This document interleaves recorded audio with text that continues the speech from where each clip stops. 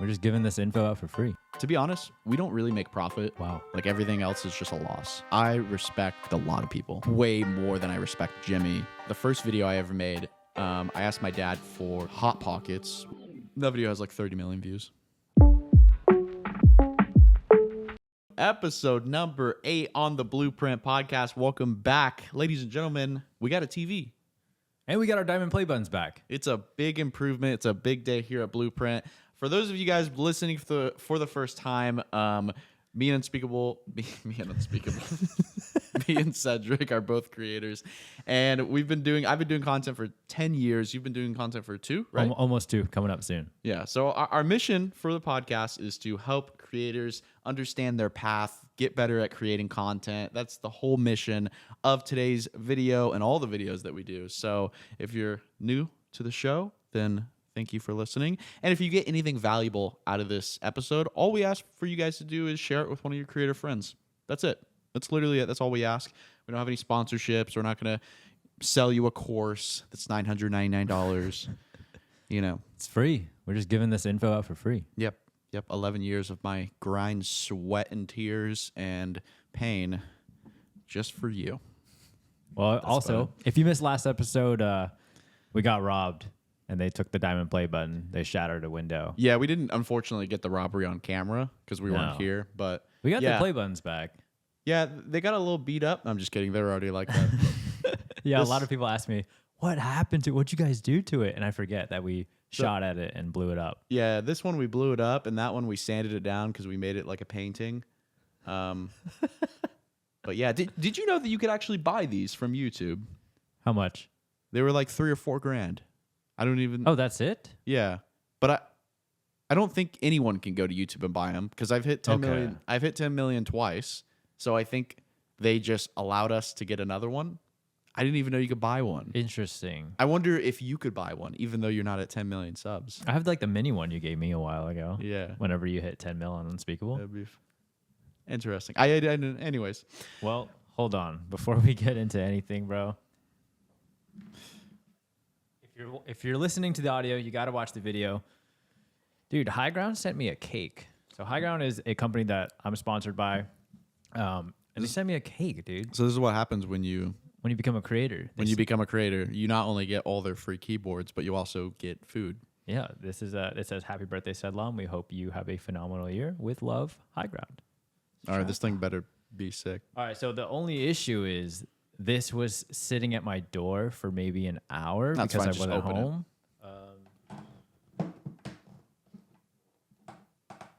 How's this open? Does this pull out? Oh, are they it's cupcakes? cupcakes. No way. Oh. You got me, bro? Bro, how do you... I don't know. Are you How does- stupid? Oh, every side opens. Oh, you really... Yeah, you're just stupid. I'm a content creator. It's okay. I'm not an engineer. I got it. Oh, Oh, very nice. Can the camera see it?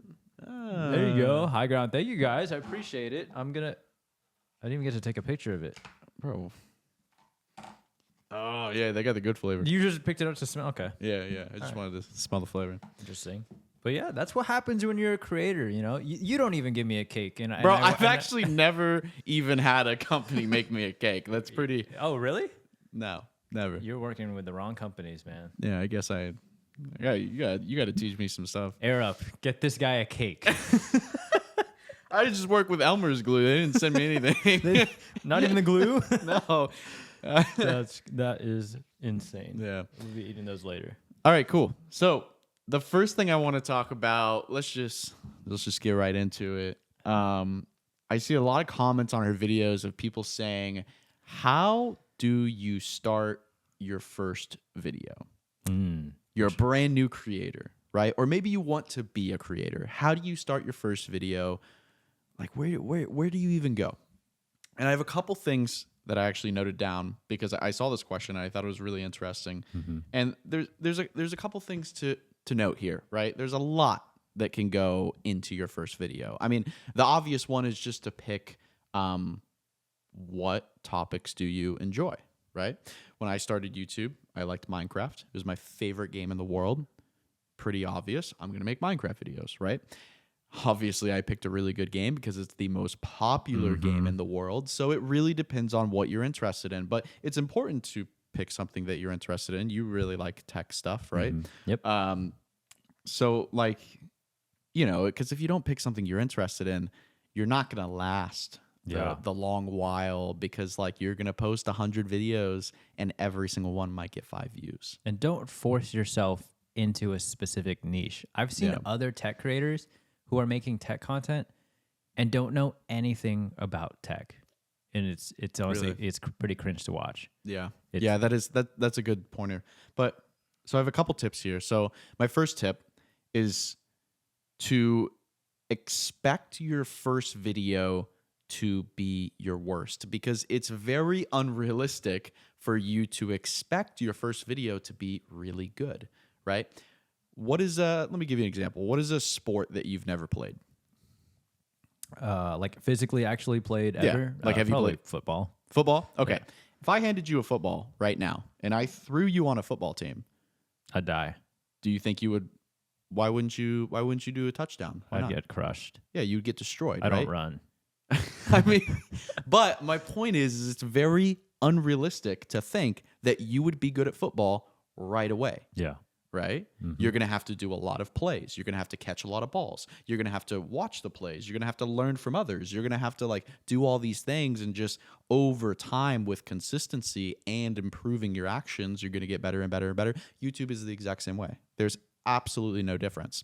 Another tip here is I was reading this thing the other day, and they said the hardest thing about being a musician is not actually playing and learning the music, but it's actually taking the instrument out of the case. And I thought that was very interesting, because I felt the same way when I was in high school and I had to practice after school for track. And the hardest thing was not actually running 3 miles. It was actually putting my shoes on, right? And the reason for that being is because you're changing your environment. You're going from that comfy couch to then putting your shoes on and getting ready to run. You know what I mean? Like that is the hardest transition. So my point there is like, once you get your first video over with, once you get it out, once you get it published, like the second one is a little easier. And then the third one is easier. And then the fifth one, and then the sixth one. Like my first video, true story, I made a channel, I spent like 3 days making my first video because I wanted it to be perfect. This was my first ever YouTube video. This was 2013. I was like 14 years old. That's when I first started YouTube. Wow. And I made the channel. I made the graphics for the channel. I tried to make some thumbnails. Terrible. I made the whole video. I actually made the video, and then I deleted the whole video, and then I made it again, and then I edited it, or I tried to edit it in Windows Movie Maker, and then I deleted it and made it for the third time, and then I finally put up the video. I left it up for a day, and then I was like, screw this. My channel name is stupid, so I deleted the whole channel. I can't make this up. I deleted the whole channel, and then I made another channel, and then started making my video. What a waste of time. Jeez, like, dude. you just got to get the first video Gotta get the over ball with. rolling. Yeah, you got to get the ball rolling. Another thing to mention here is, like I was saying, like doing your first video is just gonna suck. Yeah. Like, there's absolutely no way that it's gonna be good. That's completely unrealistic. And a lot of these creators that want to start are watching videos like me or Mr. Beast or even your content, right? Like, you've made hundreds of videos. Like, it's so unrealistic to look up to someone and be like, yeah, my first video is gonna be like that. Like, what? Yeah, and if you try to make it look like whoever you look up to, like, you're just gonna delay your video more and more, and you're never gonna perfect it. And there is no such thing as a perfect video. I think we've emphasized that before on the other episodes. There's no such thing as a perfect video. Videos are always gonna change. They're always gonna evolve. People are gonna watch it for different reasons. There's no such thing as a perfect video. Yeah. So just post your content. Even my videos that I publish today, I work on them to a point where I think they're good enough. And then I'm like, let's throw it out there. Yeah. right? Now I could sit down and be like, I'm gonna re-edit and restructure this entire video, and we're gonna do some more graphics, and we're gonna change the music here, and we're gonna do this. I could do that, and I've done it before, but I'm just like, what's the point? Maybe for like a 2% increase in satisfaction. Like it's like just we don't even know if the idea is good. Yeah. Right? Like you can do all these little tweaks, but like if the idea sucks and no one clicks on it, then like there you go, right? And you don't know until you publish, right? And you got to do that hundreds and hundreds of times. Another thing that I want to mention, I was just reading some of the comments, is someone was saying they wanted to start their first video and they don't feel like they have the proper equipment, and they said they had an iPhone. And I thought, this is the most that is just an excuse. Yeah. I mean, that is the biggest. Well, let's think of how high quality iPhones have become these days. Dude. Even back then, in like the iPhone 8, like the camera quality is phenomenal. My friend Carter Scherer has 10 million subscribers. He films every single video on an iPhone. If you have an iPhone or even an Android, any type of phone, there's absolutely no reason that you cannot start YouTube. No reason. I want to share another story about how I actually started YouTube for the first time and how terrible my equipment was. And of course, I think there's a lot of people out there that have it even worse than I do. But my point is like, dude, I mean, come on. There's just no excuses. You're just procrastinating. You don't want to do it. Let's be honest. You're going to get crushed anyways. Like just be honest. Like, dude, if you have an iPhone and you're like, oh, I can't make a YouTube video because I don't have a good camera, dude, you're going to get destroyed. Like, don't even enter the competition because there's savages out here. Like, you think these creators are nice and friendly? Dude, these people are savages, dude. They care nothing more about just getting views. Like, savages. Anyways, so a little story. The first video I ever made, I asked my dad for, this is back 2013, you know. I asked my dad for a laptop for Christmas. I didn't have a computer. I didn't even have a phone. And I wanted a laptop. So he bought me this laptop. It was like $150 laptop, which at the time, that was a nice laptop. Like, it was pretty nice. It was, it was like some Sony laptop, really, really old, or I guess at the time, maybe it was a little newer. But I want to explain to you how bad this computer was. This computer would not even run Minecraft. Okay? I kid you not. You know how easy it is to run Minecraft? Dude, it's a block game. It's pixels. Exactly. That's wild. This computer could not even run Minecraft. But I told myself, I was like, I'm going to figure out a way for this computer to run Minecraft because I have to. Like, this is my only computer, and I want to make Minecraft videos, right? So what I did is I deleted the entire operating system. I got rid of it. I think it was, I don't remember. It was Windows something. I don't remember what version it was. And I downgraded all the way to Windows XP. Why? So cause I got 50 more FPS on Minecraft. So I downgraded to Windows XP and I was able to play the game at around 50 frames per second, 50 to 60 FPS when I was recording. That's wild. That's how I started YouTube. And what year is this? This was 2013. About 10 years ago. Damn. 2013, dude. Maybe the end of 2012. That's wild. I started my channel October 9th of 2012. It's coming up. Yeah. The anniversary. By the time this podcast is out, this podcast is coming out by like Halloween. But yeah, so I'll be in YouTube by 11 years. Wow. Yeah. 11 years. Dude. But yeah, dude, I want to share that story because I'm like, dude, and my videos were they were still laggy. Like I would have like huge lag spikes. You would see me walking in Minecraft and then the game would like freeze for a second and then I'd keep walking and I wouldn't cut that footage out because I was like, oh, I guess like, you know, dude, like, I remember those days having like the worst laptop. I feel like every kid who's ever played Minecraft, maybe not these days because computers and laptops are crazy. Yeah. But bro, our laptops were so bad because none of them were meant for gaming. They were just meant for office work. And now we're just trying to push it to their limits. But good times. Point of the story is that if you have an iPhone or any type of Android phone that is somewhat up to date, that isn't from 2005, like there's absolutely no reason you cannot start YouTube. No reason at all.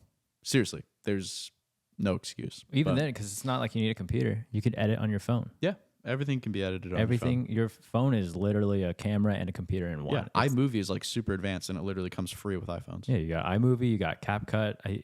Even if you have an iPad, dude, you get edit on DaVinci Resolve. It's crazy. I edited my first, I want to say 200 to 300 videos on Windows Movie Maker. Yep, that was the go-to. Yeah, legit free program, came with Windows, and then I finally made a little bit of money, and I got,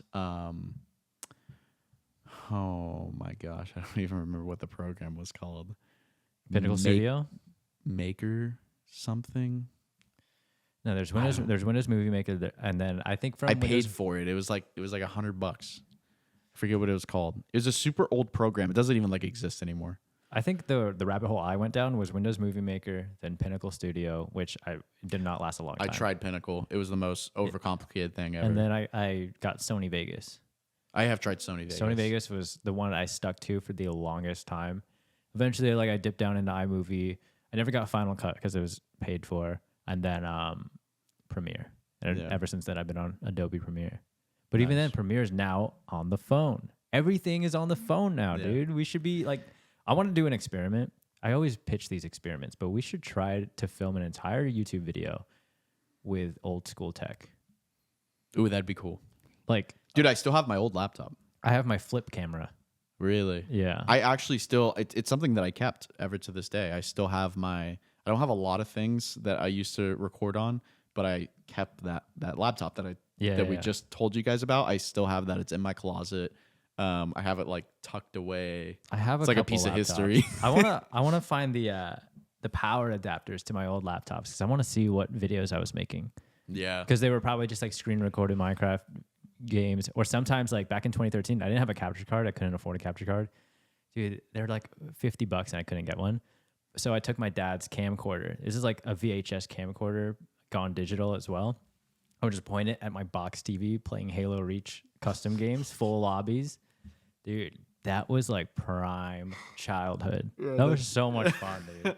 Now you can film a TV and it looks great, but back then it looked so scuffed. That's hilarious. It was disgusting. What you got next? Well, I want to kind of go off of what you said about, creating your first video. And that's just being inspired. One of my buddies just texted me and he wants to know, how do you stay inspired whenever you have some sort of creative block? Is there anything that you do to kind of rejuvenate the creativity? Yeah, I mean, that's a good, I don't know. I think I just look at it as part of the process. Mm-hmm. I don't think it's like something like, yeah, sometimes you get stuck on it, but it's like you kind of expect it to happen. Yeah. Right? Like it's unrealistic to expect that I'm always going to be super creative and I'm always going to have ideas flowing and I'm, like that's just super unrealistic. So it's like, oh, okay, I'm just in a down period. Like I'll just keep trying. So the advice I had given him was consume content and being creative. There is no dedicated time. I don't think you should ever schedule a time to just sit down and be creative. I agree. I think it just comes and goes in waves wherever you are, whether you're at the gym or you're at work or you're in bed. That's a really good point. I think of ideas all the time, literally all the time. Sometimes in the morning, I get up super early because that's when my brain just works the best for me, at least. Mm-hmm. And sometimes I'll get up and I'll have a to-do list that I set out from the night before or a couple days before. So I know exactly what I need to do. And sometimes on that to-do list, it will be, think of 3 video ideas or whatever. And sometimes I'll get to that part on the to-do list and I'm just not feeling it. And it's not because I'm lazy, but it's just because the creative energy to think of ideas right now I'm just not feeling it. And I'll come back to it later, right? And sometimes I'll have random ideas pop. Like I was in a store the other day and I had a really great idea for Blueprint. And I just pulled out my notepad, wrote it down. See, that's what I need to do. Is I struggle with actually writing the idea down. You got to write it down the second it comes to you. Dude, I have literally, kid you not, I've done this many times. You know how people get really good ideas in the shower? Oh, yeah. So whenever an idea comes to my mind, I am really, I have to write it down right away because I'll forget about it there's just so many things that go through my head. I've literally gotten out of the shower, soaking wet, walked over to my phone, wrote down the idea, and then went back into the shower. I kid you not. Like, just write it down right away. I've had people, unfortunately, like at dinners before, and I'll think of something like we're in the middle of dinner, and I'll just be like texting. I'm like, I'm sorry, I have to write this down right now. I have to. I like it's Otherwise, rude. you're gonna forget. It's rude sometimes, but I'm like, I just have to. I just have to. Yeah. I try not to do it a lot, but like, yeah, you know, I'm just on go 24/7. Like, there's no like, dude, I've literally. Here's another one. This actually happened last night. I literally fell asleep, woke up 30 minutes later because I had a dream I've about had the same thing happen. I had a dream about an idea, grabbed my phone, wrote it down, put my phone back, and then went back to sleep. I had the same thing happen to me, and I think it was when I built the gaming setup in bed. I dreamt of how I was going to do it because I didn't know how I was going to pull that off. And I had a dream, like it came to me and it was like, just grab a C-stand, grab your portable monitor. There's a thread on the back that you could screw into like a stand and then get some clamps and do that. All that in a dream. Woke up, wrote it down, went back to sleep. As soon as the morning hit, I filmed that video and I was like, dude, banger. Yeah. Banger, dude. Another thing to touch on about creativity is I think creativity, for me at least, I think for a lot of people, like I think it's a skill. I think it's like the more you do it, the better you get at it.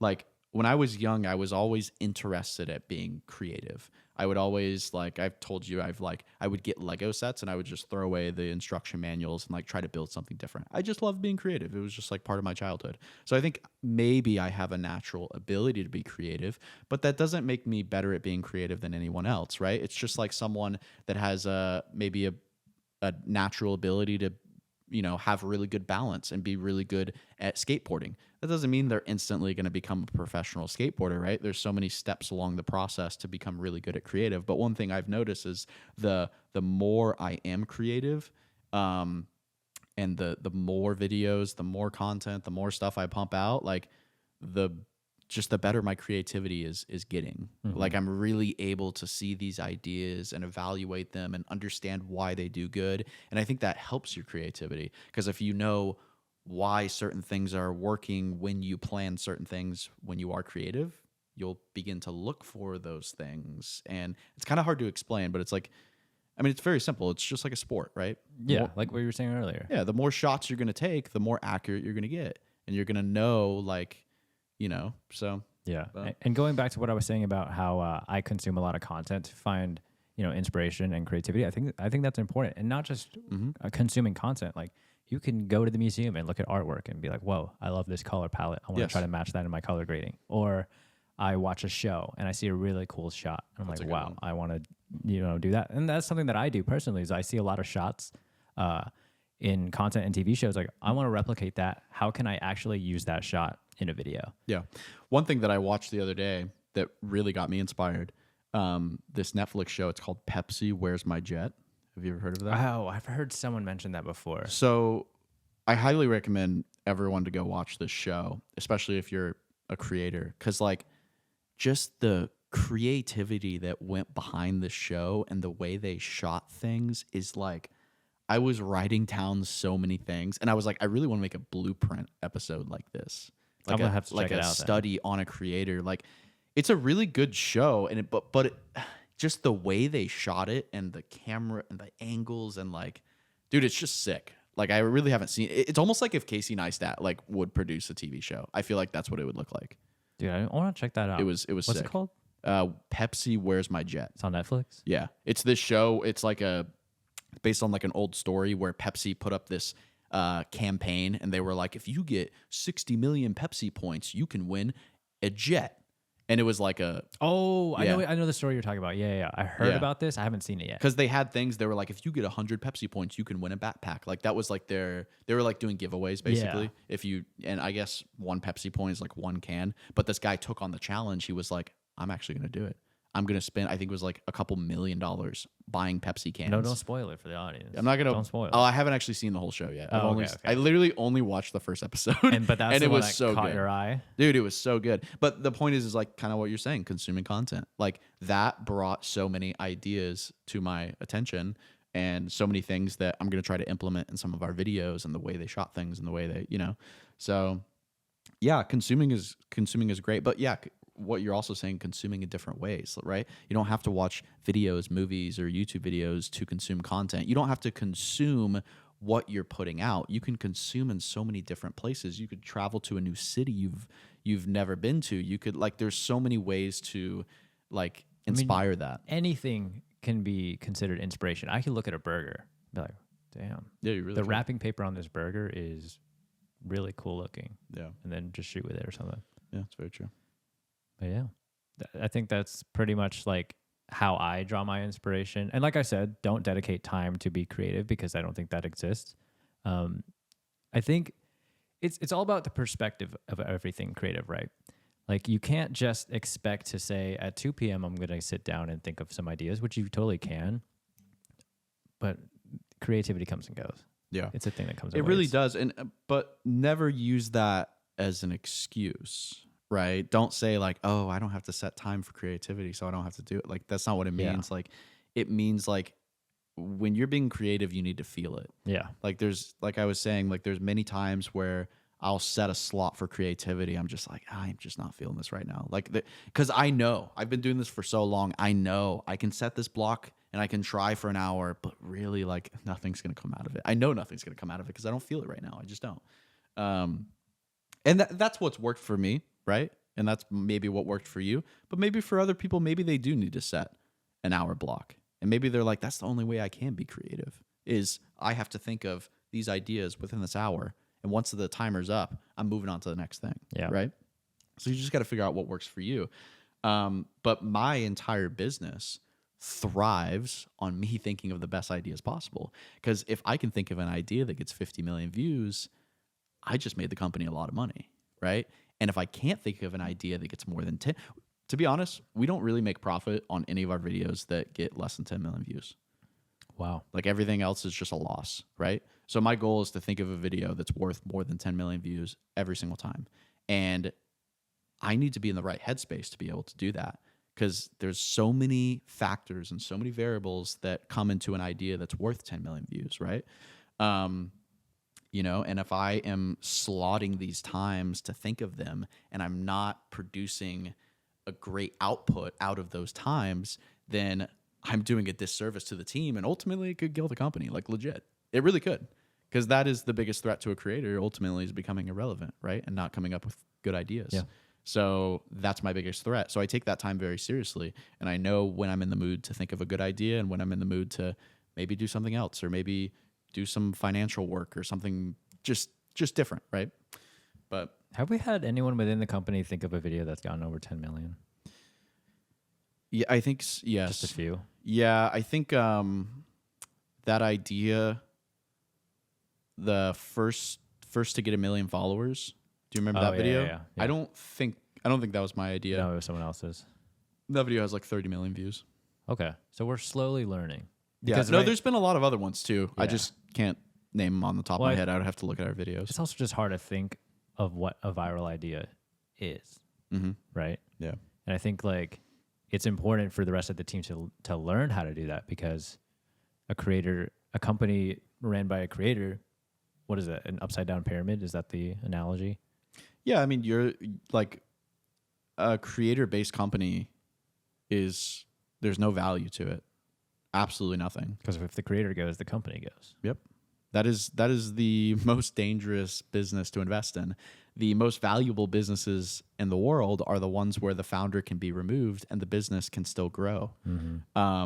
You remove a creator from his channel and boom, It's over. it's over, right? Yeah. So like that is, and I don't say that to discourage creators because you can build an incredible company off of your channel, right? There's a lot of things you could build. There's a lot of brands you could partner with. There's so many ways you could take it. And you could also, like I was talking to a friend about this the other day. He has like I think 4 or 5 million subs, and he was really worried about his channel dying. And I was like, bro, you're killing it. Like, what are you worried about? Your videos are getting like millions of views.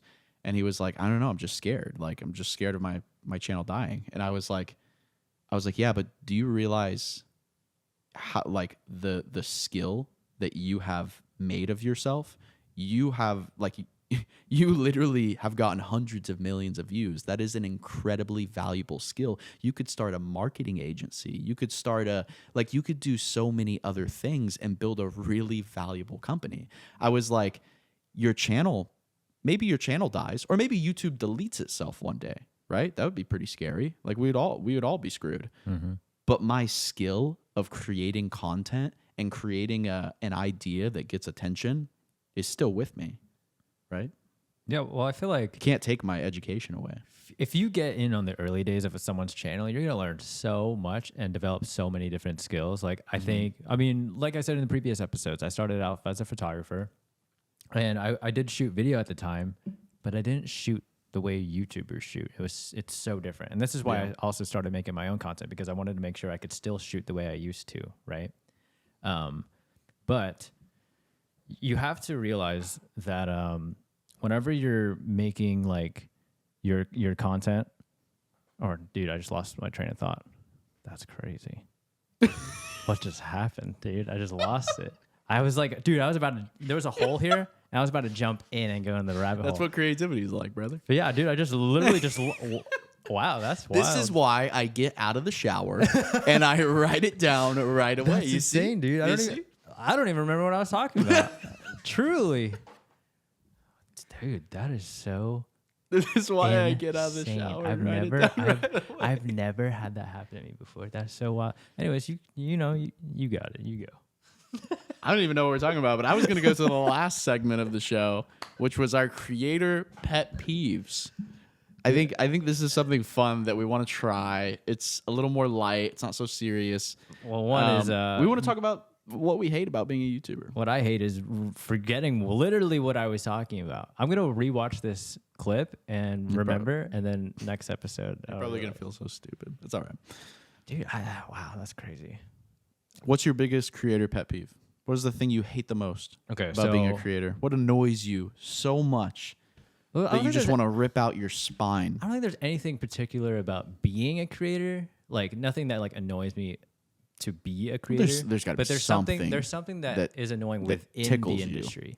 Within the industry. What is it? And it's working with some brands. And when these brands, you hit them up or they hit you up, you've got a lot of leverage. You got a big audience. You could promote their company pretty well. What did they trade you? They don't pay you. Hi, we'll help you grow and give you exposure. No, you won't. It's like, brother, I will grow regardless. I will expose my content regardless. That is, oh my gosh, what a scam. The biggest scam ever. It's like if Dyson or something was like, yeah, we'll just give you a shout out.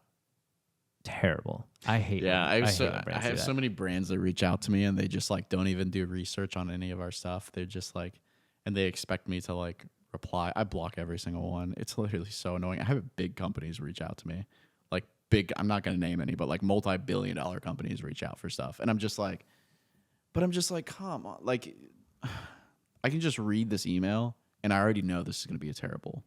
But I've done so many brand deals. I can just read the first email and tell you right off the bat, I'm like, this is gonna be a terrible company to work with. Like, there's no. What are the red flags?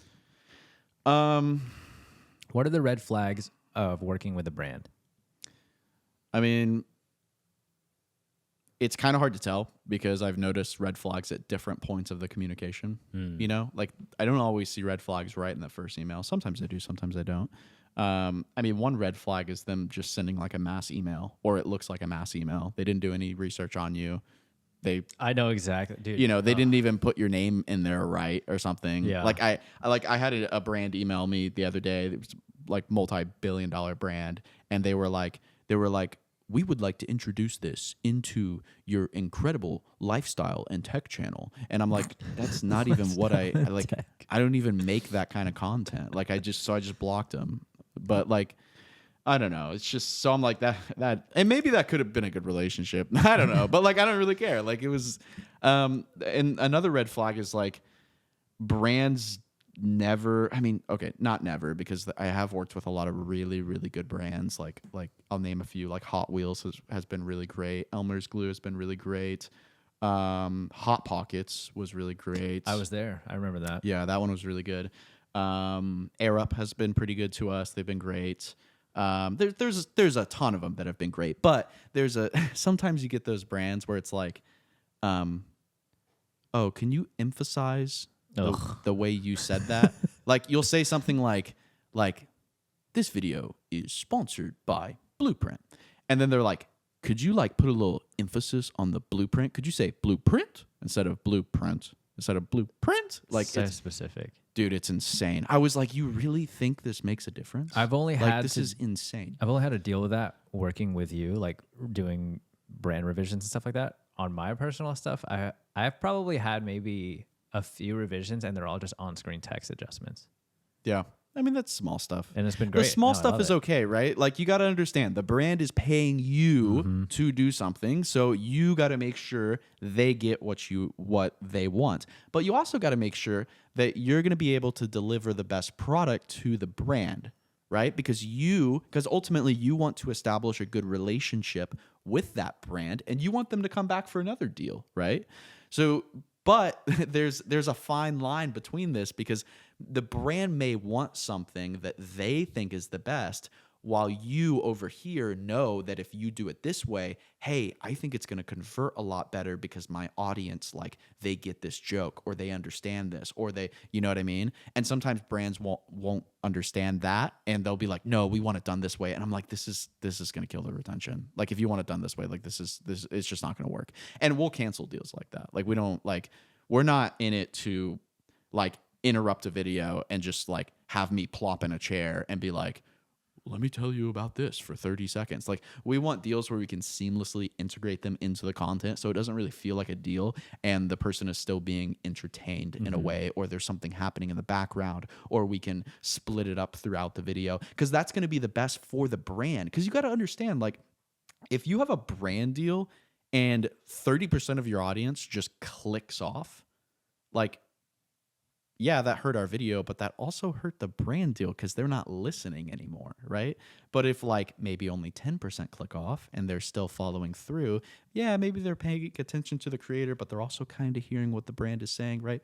So it's just, I don't know. Well, ultimately, you know your audience more. And if a brand doesn't listen to you, then they're wasting their own money. Yeah. And I also get where the brand's coming from because there are some creators out there that are just not very smart and they want to do what's best for their video and they don't really care about the brand deal at all. I care about brands. I really do. I want to help them grow.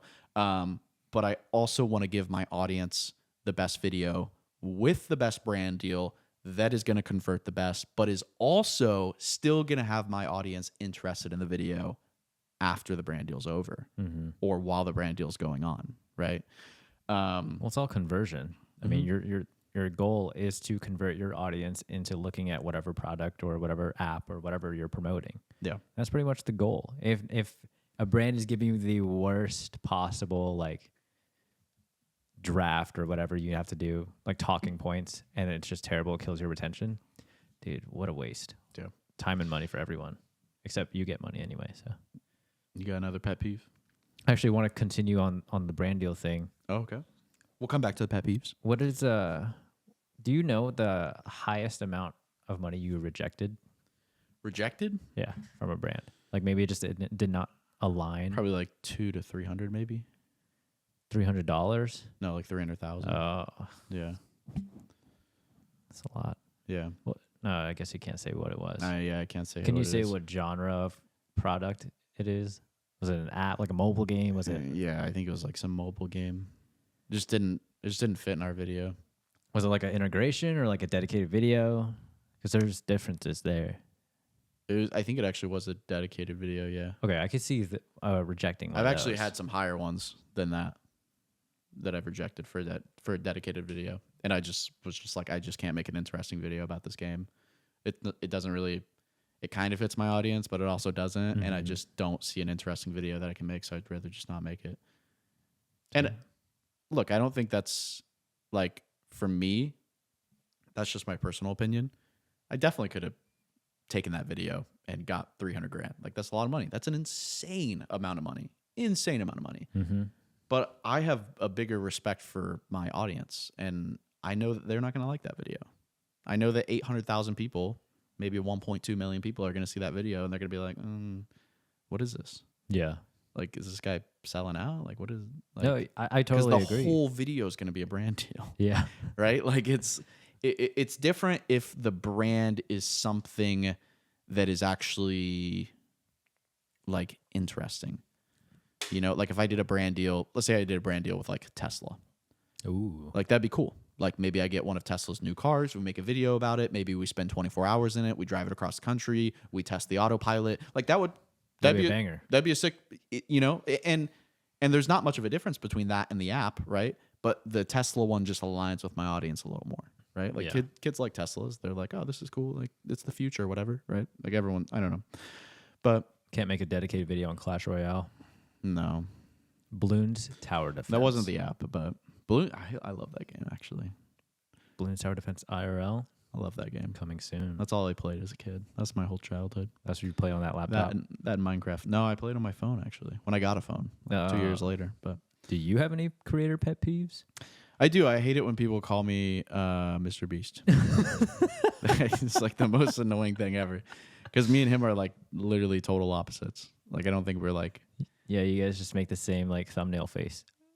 Yeah, I mean, like I guess maybe we package our content in the same way, but like so many other creators do the same thing. yeah, there's Yeah. so many creators that look like Mr. Beast, right? Like we have the same audience that appeals to kids. Like Do you I like- don't know, it's just annoying because we're totally different people, right? Like and look, I respect Jimmy like way more than I respect a lot of people. Like the level of dedication this man has, absolutely insane. Like I look up to him a lot. I really do. But when people compare me to him, I'm just like, we are like just not the same. Like he you know, works 24/7. All he does is obsess over YouTube. He thinks buying a nice car is the stupidest thing ever. I love my nice cars. I've had a lot of nice cars. I love, you know, I just like I'm like what's the point of like working super hard if you're not going to enjoy it, right? Like I work this hard to enjoy it, right? And I'm not saying he doesn't enjoy it. That's not what I'm saying. I'm just saying that he just has a lot of different opinions on things, right? Like we're two totally different people. Now, if you're looking at it from a content perspective, sure. Like we literally make content for the exact same audience, the exact same age range. Like, so of course our content is going to be pretty similar. Like you could look at all the cartoons out there. Like when I was growing up, it was like SpongeBob and Fairly Odd Parents. And you could say that was pretty similar because it was a cartoon. But in reality, if you watch the content, like it was like, They're two different things. yeah, but yeah, there was definitely some episodes that were similar. Like there was like, oh, they did that in this episode, but they also did that in this episode on this cartoon. But like the comedy, the characters, the scenery, the way they talk about things, like it's just totally different, right? Yeah. So yeah, I mean, it's just annoying, but I It mean, happens. it is what it is, right? Like I don't know. Even if you drop a video like 3 months earlier and then Jimmy drops a video pretty similar to it, everyone's still going to call you a clone. Yeah. I mean, that's what happened on the most recent, what was it, $1 versus $5 million car? Yeah.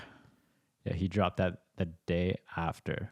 Yeah. And the comments are just an absolute battleground. Yeah. It's like everyone's just destroying me. And I'm like, And well, you got some shooters on your side, dude. They're okay. They're like, they'll see a comment, you copied Mr. Beast, but bro, you got shooters because they'll reply and they'll be like, no, look at the date. He uploaded it a day before. So, dude, you got backup, bro. You got backup.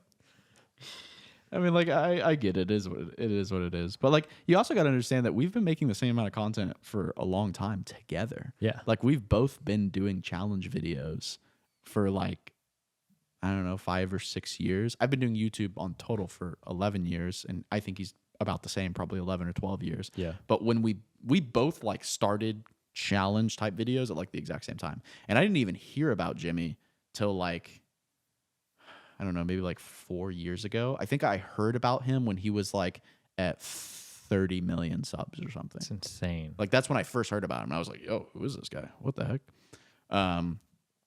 And then we started doing similar content because he had really good ideas, right? Like, so he started that whole last to leave trend, right? Yep. And then we wanted to put our own spin onto it because his videos were like very serious. They were like, this is last to leave, $10,000. You can't move a freaking finger. Like, you know, and we kind of went the lighter approach. If you remember that video we did, like last to leave the kitchen. Yeah. Right? Like we did this video as last to leave the kitchen. We literally just messed around the whole time. We like had a food fight. It was fun. We like pushed each other out of the circle. Like it was but that's what our content was. It was always lighter. It was always more, I guess fluff. I don't know how to explain it, but so we just took those similar ideas, but did them in different ways. Like he never did a last to leave the kitchen. He would do like last to leave the slime pit or whatever. So we were, thinking of different ideas and then filming the videos in totally different ways and putting our own twist onto it. And that's ultimately what every single creator does, is they like pull inspiration from one creator, put their own spin on it, film it in their own way, and then put it out. Yeah. That's pretty much the YouTube game. That's what I've been doing for literally 11 years. Damn. Literally 11 years. There is a very small handful of videos that I could say that I've made and no one else has ever created. Very small handful. Because it's so, how hard it is to think of an original idea that's never been done before? That's what I was saying earlier. It's like impossible. You just need to draw inspiration from something and there's your idea generation pretty much. I mean, eventually you take so much inspiration from so many different sources that you come out with an idea that actually looks original. But in reality, it was never original because you took so many different ideas and mushed them together to make this cool idea. So it's, I don't know, everything you can possibly think of has already been done. So it's just about figuring out how to take those things that have already been done and do them in different ways. For sure. Because there's always an audience out there that will watch your stuff. Yep. Just got to keep posting. Yep. Keep on posting. But closing announcement. Can we talk about this? We have an announcement. The website. Yes. Take it away. We have a website. Indeed, we do. It'll be at the top of the description. You guys can go check it out. Thanks.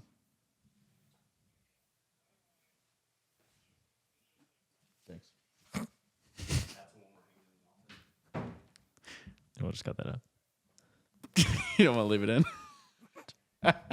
Just happened. I don't even know. He just walked in and handed me money. Because that's what happens when you're a YouTuber. I guess that's what happens when you launch the website. We got our first customer, dude. So, guys, this is what we're trying to do. So we have our website. There's a form on the website, and it's going to ask you some questions. You're going to go through some stuff. And also on the website, we're going to have some videos that you can learn from us that are basically like courses, but we made them completely free because why not? So one of the ones is, it's a couple ways to think of viral video ideas. I think it's 12 ways to think of viral video ideas. Yep. It is also how to package your videos, like titles and thumbnails, like the top 1% of creators. So it's everything that I do on how I think of my titles and thumbnails, and I'm literally just giving it away to you guys for free. I mean, this is the most valuable thing you can do, and it's literally free. But what we want to do is we want to have you guys fill out the form. We want to know your YouTube channel, so there'll be like a YouTube channel link in there where you can post your YouTube channel, give us some of your contact information, because we ultimately would love to reach out to you if you fit our criteria, and we would love to help you grow your channel. Mm-hmm. So that's kind of the goal there. We really want to take creators from 1 million subs to 10 million and beyond, right? So we want to provide services for creators, editing, all kinds of things, which I think will be really cool. Help you edit higher retention videos, help you make better thumbnails, right? This is ultimately not going to be a cheap service, right? Because you are getting access to our team, which we spend a ton of money and time and effort on. So this is not like, I just want to set that expectation. We are not going to be working with small creators, unfortunately, just because we don't have the bandwidth to do so. But if you do have a channel that has more than 1 million subscribers, please fill out the information. And if you don't, that's okay. you can still fill out the information and get access to the free knowledge and grow your channel. I think this information can help you grow all the way up to 1 million subscribers. So, and we're going to be putting more and more free content in that kind of funnel. So just look out for it, make an account, save your login. Yeah. And that's all I got. And the videos that are on that website are only going to be on that website. You won't find it on this channel. You won't find it within this podcast. Will not be anywhere else. And that's probably some of our most valuable videos. But if you can't afford it, of course, we're still going to be pumping out so much knowledge on this channel and on this podcast. So like, no, dude, like if you are a listener of this podcast and you've gotten some very knowledgeable stuff, wait till you see the free information on the website. Like literally just go there right now. It is I am just saving you years of time. Like everything that I have learned about being a creator in the past 11 years, I am packaging into these free videos that are on the website. And I just want to give them away to you guys so you guys can learn. And then, yeah, these aren't courses. They're kind of like courses, but they're free. Yeah. So yeah, we're not charging. Yeah. They're not. And I can almost guarantee you that this is better than any creator course out there. I will put my money where my mouth is. I can guarantee you that. Guarantee you that. Put this in your mouth. I'm serious. I have bought almost every creator course out there. There's only one that I think is better than ours. All of them, trash. You heard it here first. They're just trash. I'm just being honest. They're just trash. So that's why I don't like charging for that information. Right? But I will charge you to partner with our team and for us to work with you every single week, every single day, whatever you need to grow that channel up to 10 million and beyond. Yeah. And I think as we expand Blueprint, we will be able to work with these smaller creators. So it's just a matter of time. Yeah. As we expand Blueprint, we want to work with all creators. We want to work with everyone. We just can only work with the ones that make sense right now. Right. Because I'm just being completely honest. I just do not have the time to work with a creator that doesn't even know what videos they want to film. Yeah. Right. I just don't. There's so many creators that have that issue. And that's just something you have to figure out yourself. Like we want to partner with creators that already know what they're doing. They already got the retention down. They already got the thumbnails down. They already got, like, one of the creators we're partnering with has 1 million subs and he's wanting to take it to the next level. He's like, I want to hit 5 million in the next 2 years. I was like, we can help you do that. Like, let's do it. So, we're going to work with him. We're going to get him on the right track. We're going to keep him disciplined towards his content. We're going to review his ideas, his creative. Our editors are going to review his stuff. We're going to improve his retention, his storytelling. We're going to make him a better creator and a bunch of other stuff. That's what we're doing at Blueprint. Go fill out the stuff. If you're not filling it out, you're lazy. Sorry. That's it. Final note. I just realized we're missing the I on the Blueprint logo.